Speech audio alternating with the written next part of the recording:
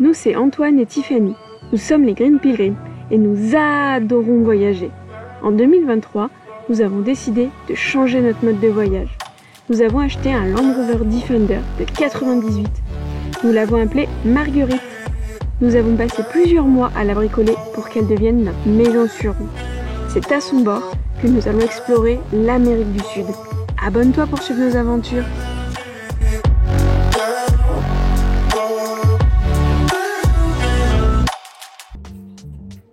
Bon, je vais me protéger un petit peu de Marguerite parce qu'il y a vachement de vent et il fait assez froid. On vient d'arriver à l'ancienne station de train d'Ushuaïa. Donc c'est la gare la plus au sud du monde. Ouais, on va aller voir ça, ça a l'air magnifique. Là, on voit les ateliers. Alors on n'a pas le droit d'y aller, c'est fermé. Là, il y a encore des wagons.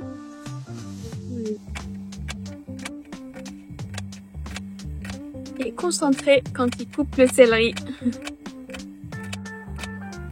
On a pas pu acheter la quantité qu'on voulait. Donc on se retrouve avec un gros céleri branche. Pas mal de feuilles. Et là, c'est déjà ce que Antoine a tout coupé. Ça va être bien aromatisé. Ça, c'est cool. Sauf qu'on a beaucoup de vin blanc, on a beaucoup de moules. Le seul truc qui nous manque, c'est une grande marmite. Ah, je vais dire le soleil. Dehors, il pleut. Oh, on va faire avec. Regardez les frites. Ah, elles cuisent petit à petit. Je sais pas si on va réussir à avoir une texture dorée avec le four, je pense pas. Mais bon. Bon, on a les frites qui finissent de cuire ici, mais on est mitigé, on n'est pas sûr que ce soit vraiment ouf. Là, on a nos deux bols qui attendent après de recevoir les moules cuites. Et là, Antoine est en train de les mettre une par une dans la casserole.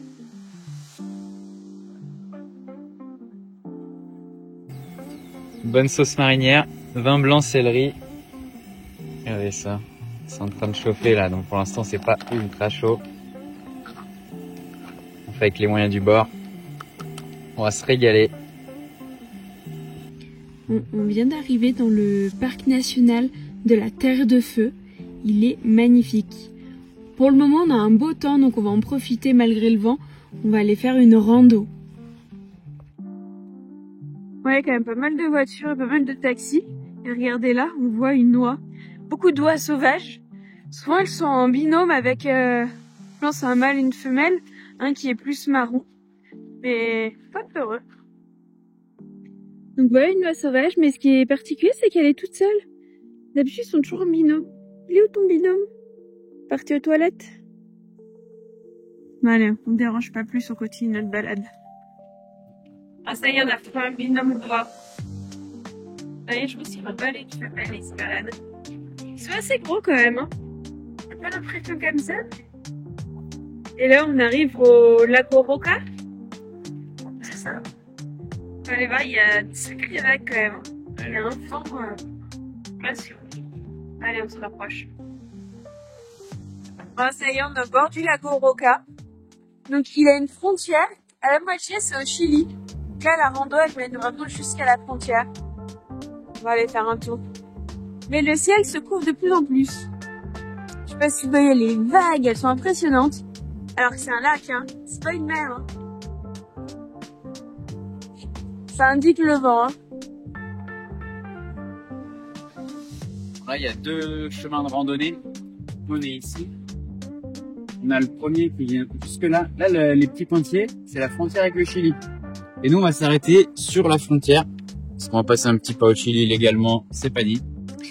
Et en fait, l'autre chemin là qui monte au Cerro Guanaco, il est fermé. De toute façon, il faut s'enregistrer pour y aller. Donc, on va pas y aller. Et en fait, regardez le dénivelé de notre randonnée. C'est du plat. Il y a 27 mètres de dénivelé. Donc, c'est plutôt une balade. On va en profiter. Allez, c'est parti. Au temps tout le long. Et on regardez déjà les premiers pas du chemin. Faites un poisson. Non, on marche sur les côtés, ça va le faire. Allez, c'est parti. Regardez ces vagues, c'est impressionnant. Alors que c'est un lac, hein. Sans les paddles. C'est un peu frais pour les paddles. Bon, vu qu'il a bien plu, la rando est plus trop accessible.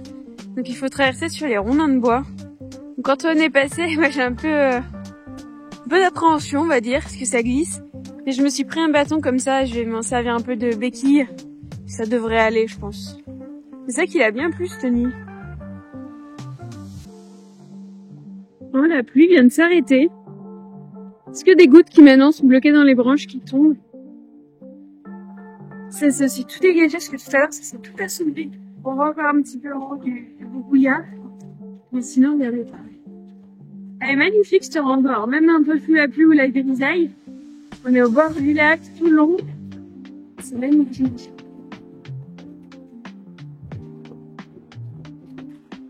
Ça y est, on arrive sur la fin de la rando. Là-bas, la petite quille, c'est le Chili. On s'est approché doucement. Regardez. On est au plus près des montagnes. Et on est parti tout là-bas, tout là-bas. Bon, il y a toujours autant de vagues. Mais bon. J'ai l'impression que il y a plus de pluie et que le vent est quand même plus doux. Un peu moins froid. Il fait peut-être 6 degrés du coup. Ça y est, on est arrivé. On est à la quille qui dit que là, c'est la limite entre l'Argentine et le Chili. Et là, il y a le panneau officiel au milieu de la route. Enfin, de la route. Du sentier. Je vois le sourire d'Antoine, il va passer une jambe, j'en suis sûre. Votre passeport, monsieur. Meilleur au Chili. Ouais. On colle notre autocollant? Ouais. Derrière le panneau, c'est ça? Est-ce que je peux filmer sans être au Chili? Allez, viens au Chili, il fait bon. Non. Je respecte les douanes. Ah. Moi, je vois pas les caracs. Ah non. Ah, ça doit être sur une autre rando qu'ils ont dit qu'ils l'avaient mis. Je pense qu'ils ont respecté la frontière. Je pense pas. Regardez, ses pieds sont au Chili. Et les miens en Argentine. Tu colles notre autocollant? Ouais. C'est mouillé là. Ça va bien tenir. J'aurais bien dit c'est le premier au Chili. Mais non, on avait déjà mis vers San Pedro de Atacama. Tu veux que moi je montre? Et voilà, regardez. Derrière le panneau. Avec Tiffany en Argentine. Et moi au Chili. Bon allez, salut, j'y vais. Il y a un petit oiseau jaune. Il est tout mignon. Il mange des petits bouts de feuilles.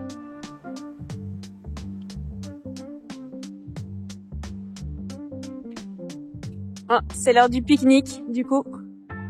On a des chips, on a fait des bons sandwichs. Je crois qu'on commence par les frites. Presque. Par les chips, pardon. Les chips de Carrefour en plus. Ouais. Regardez ça. À Carouf ici. À table? À table. Bon, on a Antoine qui est à cheval sur le Chili et l'Argentine. Il a un pied de chaque côté. C'est vrai que Tiffany, elle respecte tellement les règles. Elle veut pas venir au Chili. Il y a mettre un pied. Non, Allez. c'est écrit. Je te dis pas de rentrer illégalement et de vivre au Chili. De mettre un pied. Qu'est-ce que tu fais? Je sais que t'as une tente et un duvet dans ton dos, hein? Oula, non, je vais trop loin au Chili, là. Chili, il déconne pas avec les règles, hein? Y a personne dans une forêt. Même. Bon, le vent, il est en train de revenir, donc on a fini notre petit pique-nique. C'est parti, on reprend notre sentier pour rejoindre Marguerite. En fonction du temps, de la météo, on va voir si on enchaîne sur une autre. Il y a plein de randonnées en fait dans le parc. Donc on va voir peut-être si on fait la Laguna Verde ou Laguna Negra. On va voir, ça va dépendre du temps parce que demain ils annoncent moins beau. Ouais, moins beau que ça, c'est possible. Donc ouais, on va voir. Là, on est en direction de Bahia La Pattaya. C'est vraiment ce qu'ils appellent le bout du monde. Il y a beaucoup d'endroits ici. C'est le lac qui porte ce nom là-bas. Et donc ce chemin-là, il va jusqu'au lac qui est le plus au sud, j'imagine. Voilà. Mais on est quand même moins au sud que Là où on est allé en voiture. J'ai dormi en voiture là, il y a quelques nuits. Mais bon, ici, c'est dans le parc national de la Terre de Feu. Donc, voilà. Bon, on est arrivé au ponton tout au bout. Je sais pas si ça se voit sur la vidéo, mais il pleut. Il y a le vent qui est glacial. C'est vraiment pas agréable. Mais bon. Dans le fond, plus la pluie, c'est pas... Regardez la fois quand même, ça fait quand même un peu fin du monde. Bon, en termes de météo. On n'est pas épargné par la pluie, mais on se laisse pas abattre. Là, on est en direction de la Castorea, qui est une sorte de barrage de castors, de ce qu'on a compris. Apparemment, il y a des explications un peu sur le chemin, on va voir. Voilà. Vu qu'il pleut, on sait pas s'il y aura des castors, mais Moi, je pense qu'ils vivent dans l'eau. Je pense pas que ça Ouais. les embête. on va aller voir. On est arrivé à la fin de la rando. Voilà, c'était plus une petite balade. Ils disaient une demi-heure. En fait, on voit ici, là, ça fait vraiment des barrages. Donc ça, c'est tous les castors. Ils ont un peu allumé toute la zone. Mais bon, on n'en voit pas. Sur l'explication, ils montraient qu'en fait, là, ils creusent des galeries et des tunnels. Et comme ça, ils peuvent être à l'intérieur. Et pas forcément, ils peuvent être en dehors de l'eau. Parce qu'ils ont creusé des galeries et mis ça un petit peu en hauteur pour pouvoir respirer. Donc je suis pas sûre qu'on les voit.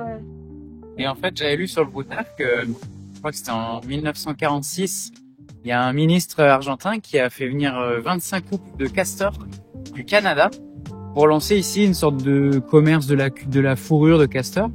Et en fait, ça a dérapé parce qu'ici, ils n'ont pas de prédateurs. Et donc là, il y a 250 000 castors et ils font des ravages monstres parce qu'ils dévient les rivières, ça inonde des villes, ils cassent des routes avec tous les cours d'eau qui sont déviés. Là, on le voit, cette zone, je pense qu'il devait y avoir une rivière normale. En fait, vu qu'ils construisent des barrages, bah, ça modifie l'habitat, l'environnement. Et donc, maintenant, ils savent plus trop comment se débarrasser de tous ces castors. Bon, là, il se met à bien pleuvoir, on va retourner Ouais, dans la... j'ai quand même l'impression qu'il neige un peu. Donc, on va vous laisser là-dessus. Et je pense que les 2 prochaines randonnées, on va voir si on les fait ou pas. On va voir si ça se calme. Bon, on est sur le point de vue de la Laguna Negra. La pluie ne s'est pas du tout arrêtée. Est-ce qu'on passe un bon moment? Heureusement, le paysage est quand même joli. Mais c'est vrai qu'on est gelé, frigorifié. Mais c'est super joli, ça fait des pontons comme ça. Et on se balade à travers la forêt. En fait, on est trempé, il fait 6 degrés, il y a du vent gelé. Mais bon, je viens tous les jours de ça, on profite quand même. Donc on y est sur la fin du printemps et que c'est bientôt l'été. Ouais. Parce que l'hiver, ça va être atroce. On voit pas trop le côté noir, il fait un peu noir. Parce que là, on est le 23 novembre. L'été, c'est le 21 décembre. C'est dans un mois. Moins d'un mois, 3 semaines. Mais il croit pas trop là, hein. Il fait 6 degrés. Après, on a vu qu'en été, ils avaient pas non plus de température. Je crois qu'il fait 14 au max. Je l'avais vu. Moi, j'ai hâte de filmer, j'ai la main qui va tomber, elle est gelée. On retourne à Marguerite.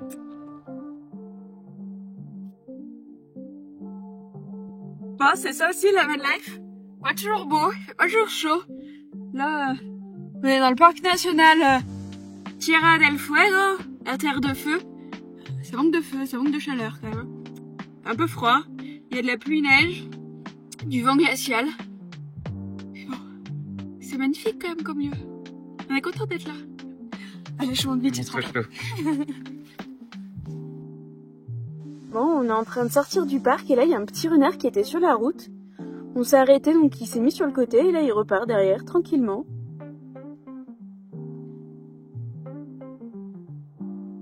Au revoir, petit renard.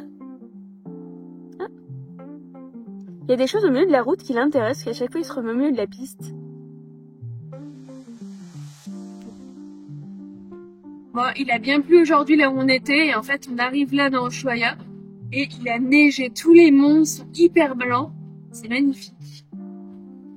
Si je peux vous les montrer un peu tous. C'est assez incroyable. Regardez ça, tous les monts autour sont tous enneigés. Il a plu pendant toute la journée et je pense qu'en haut là-bas, on voit les monts qui sont sous la neige. Bon, heureusement qu'on s'est pas trop baigné parce que regardez ce qu'il y a dans les eaux ici. Ces énormes crabes. Oh, ils ont des cuisses. Impressionnant. Tiffany, quand elle pêchait les moules, heureusement qu'il n'y a pas un truc comme ça qui lui a chopé le pied. Hein. Ah mais moi j'avais super peur. Hein. Tu m'étonnes. Ça y est, notre plat est arrivé avec des silos. Pas est là pour 2 et en fait dedans il nous expliquait qu'il y a des morceaux de centuria, ils appellent ça. C'est les gros crabes qu'on voyait devant quoi. Donc ça se coupe au ciseau. Et c'est à l'intérieur qu'il y a de la chair à manger. Voilà, on va se régaler. On commence à avoir faim parce qu'il est 22h là. Allez, bon appétit. Il est 23h48. On est à Playa d'Arca, on est vraiment tout à l'est d'Ushuaia. Et regardez, on voit toute la baie d'Ushuaia qui est toute illuminée. C'est magnifique. On a passé la nuit ici. Là, il y a le canal de Beagle. Tout là-bas, c'est la ville d'Ushuaia et on voit les montagnes enneigées. Marguerite est juste ici. Non, je vais montrer le petit chat à côté. Et voilà, regardez toute cette neige. Il fait encore bien froid ce matin, je crois qu'il fait 5 degrés, 4-5 degrés. Il n'y a pas de pluie, mais c'est vrai que le vent est très froid. Donc voilà, on va faire une petite balade, parce que là il y a un phare un peu plus bas, il y a une petite balise, donc on va aller voir. On est sur la route, on est en train de partir pour aller en direction de Ushuaia et après quitter la ville d'Ushuaia. Là on est dimanche, on est resté 1 semaine et 1 jour, du coup à Ushuaia et aux environs. Reste vue sur la baie, sur les montagnes, sur la ville d'Ushuaia. Magnifique. On vient d'arriver dans la ville de Tolwyn. Donc là, Antoine est trop content. Nous pourquoi? Il y a un magasin qui nous a été recommandé par absolument tous les Français qu'on a croisés à Ushuaia, qui vend de la charcuterie et du fromage. Et ils nous ont tous dit, on est passé, on a chargé pour 30-40 euros de fromage. Moi, je vais essayer d'être un peu plus raisonnable. Ah, il n'y aura pas la place dans le frigo après, sinon. Je peux en manger sur place. Mais unanimement, ils m'ont tous dit, vas-y, tout a l'air délicieux et c'est pas ultra cher, ce qui est rare. Voilà, donc là, c'est le stop du jour. Ils ont même la possibilité, ils nous disaient, de mettre sous vide. Ouais, pour les qu'on passe une frontière potentiellement demain ou après-demain. Les cerises sur le gâteau, ils font du super bon pain français. On a hâte d'y aller. On vient de se poser bord de l'océan. On est à Rio Grande. Donc on était là déjà la semaine dernière, mais il y avait un vent de folie. Les vagues, elles n'arrivaient pas à s'échouer, elles repartaient tellement qu'il y avait du vent. Et là on est à marée basse. Et en fait les vagues commencent, s'éclatent tout là-bas. C'est impressionnant. Il n'y a plus du tout d'eau. Je crois que ça m'étonnera toujours ce phénomène de marée haute et marée basse. Surtout que là, ouais, c'est impressionnant parce que c'est plat en fait, j'ai l'impression sur 200 mètres. Ouais. Bah donc là, on est dimanche soir, il est 20h. C'est encore bien chaud parce que le soleil est encore bien haut. Il y a énormément d'Argentins qui viennent du coup profiter de la plage. Là-haut, il y a une petite randonnée. Je pense qu'il doit y avoir une petite croix parce qu'en bas, là, il y a des petits mausolées, donc je pense qu'il y a quelque chose. On voit Marguerite là-bas derrière. Le ciel commence déjà un petit peu à se colorer. Je pense que on va avoir un magnifique coucher de soleil. On espère, oui.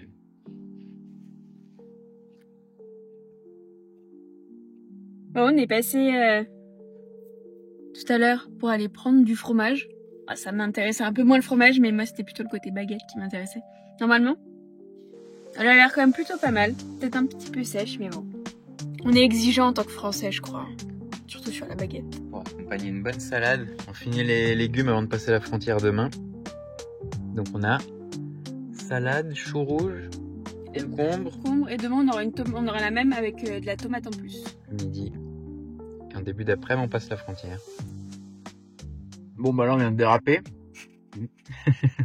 Parce que vu que le pain est bon, bah on a ouvert du pâté. Un de nos derniers pâtés de France. Ouais. Confit de foie de volaille. Après on avait dit qu'on le mangeait au Ushuaia. On a oublié de le manger au Ushuaia, donc fallait bien le manger. Ouais. Et là on a du bon pain. Toutes les occasions sont réunies pour faire des frites. Il reste une baguette pour demain. L'autre moitié du pâté, on va essayer de pas le finir ce soir. Ah bon? Enfin, on peut le finir ce soir, mais On n'aura plus demain midi. Demain est un autre jour, on sait pas ce qui va se passer cette nuit, au cas où. On va ouvrir notre pâté. Allez, on essaye d'être raisonnable. Bon, on a quitté notre belle plage de Rio Grande. La mer était complètement revenue. Alors j'ai pas pensé à vous le filmer, désolée, j'ai trop pris dans l'émotion. Parce que c'était vraiment super joli. Et il y a aussi le vent qui commençait à bien se lever. Donc ça m'a aidé à pas trop filmer. Là, on est en route pour passer la frontière. Je sais pas combien de temps. Donc là, on sort d'Argentine pour rentrer au Chili. Donc sortir d'Argentine, ça va être assez simple. Rentrer au Chili, on sait que le Chili, voilà, ils sont toujours un peu plus méticuleux que les autres pour les frontières. Une autre astuce, on va voir si ça marche, c'est de leur dire « Ah non, mais nous, on fait que traverser et comme elle allait, on repart sur Rio Galego en Argentine. » On va voir si ça marche. Parce que au moins, ils se disent « Bon, bah au moins, ils tracent notre pays, ils restent pas. » Ils contrôlent un peu moins quand tu leur dis ça.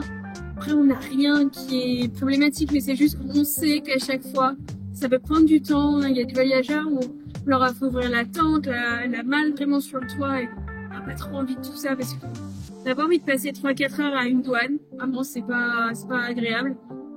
Et surtout, moi, je veux qu'on rejoigne Punta Arenas pour que je puisse m'acheter un ordinateur. Ça manque un peu, donc voilà, j'ai envie.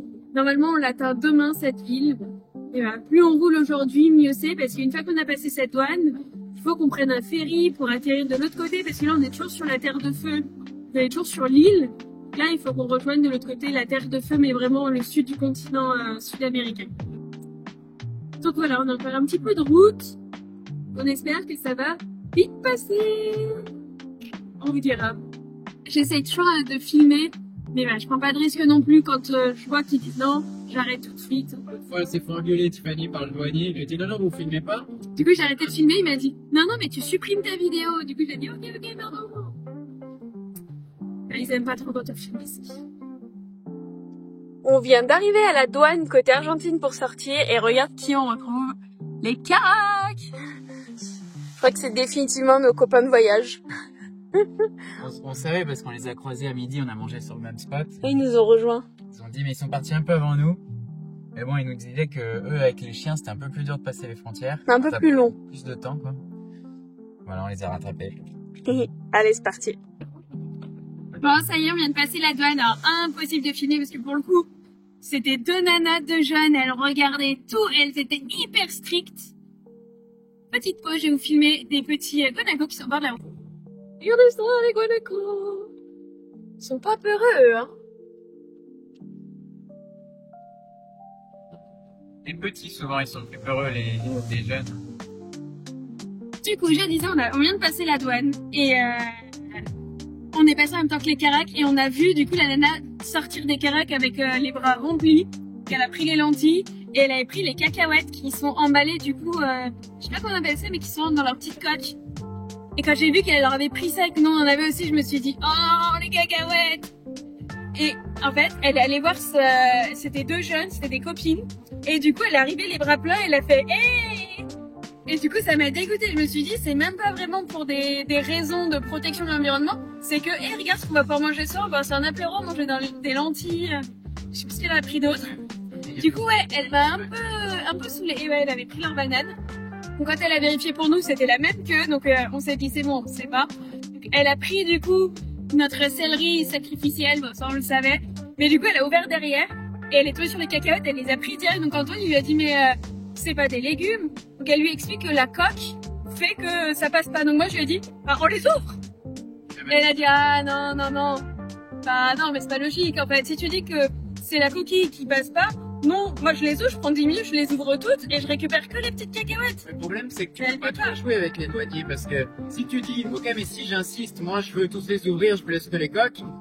Tu vas dire, ok bah maintenant on vide ton véhicule. Ouais, on désosse ton véhicule et ouais.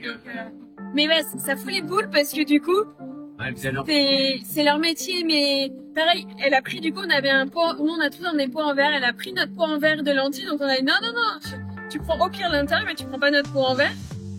Et bah, aller le jeter dans la poubelle, c'était possible. Non, sa copine, elle allait chercher un sac tout propre pour aller vider nos lentilles dans ce petit sac tout propre pour être sûre qu'elle puisse les réutiliser derrière. Et ça, je trouve que c'est pas normal. C'était mon petit coup de gueule de non. L'important, c'est que on est au Chili.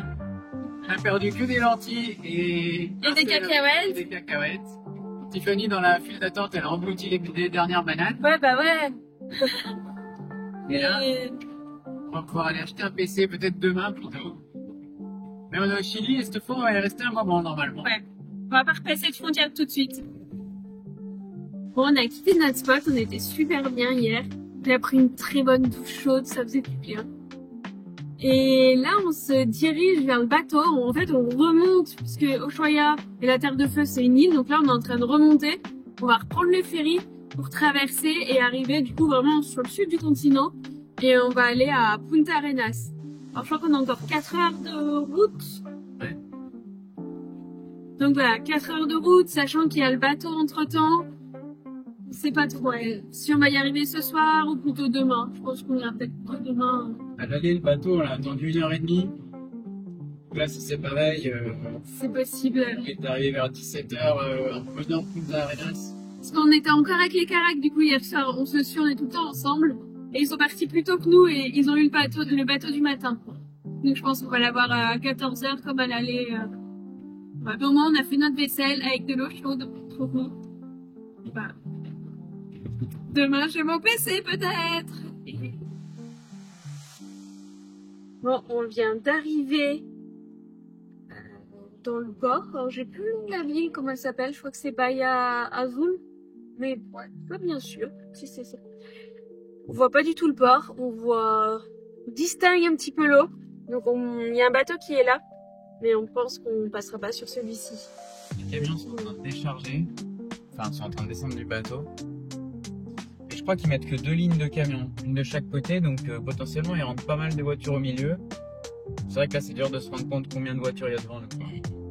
Je dirais qu'il y en a au moins une vingtaine. Alors, on va voir si on peut accéder à celui-ci, sinon bah écoute, on mangera notre petite salade ici, hein, avant le prochain. Bon, le bateau se remplit petit à petit et là elle vient de stopper devant nous. Donc ça fait peut-être 20 minutes qu'on est arrivé. Donc on n'espérait pas vu qu'on était quand même assez loin. Mais là que ça s'arrête devant nous, on a un peu les boules.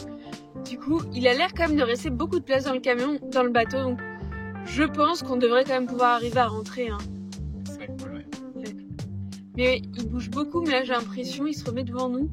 On voit qu'il y a quand même pas mal de place. Mais bon, des fois c'est des lignées de camions qui laissent. Donc à voir.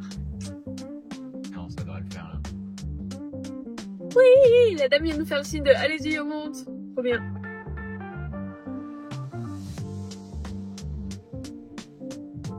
Si la vidéo t'a plu, mets un pouce, abonne-toi si ce n'est pas déjà fait. Si tu as des questions, n'hésite pas à les poser en commentaire. À bientôt pour de nouvelles aventures sur les routes.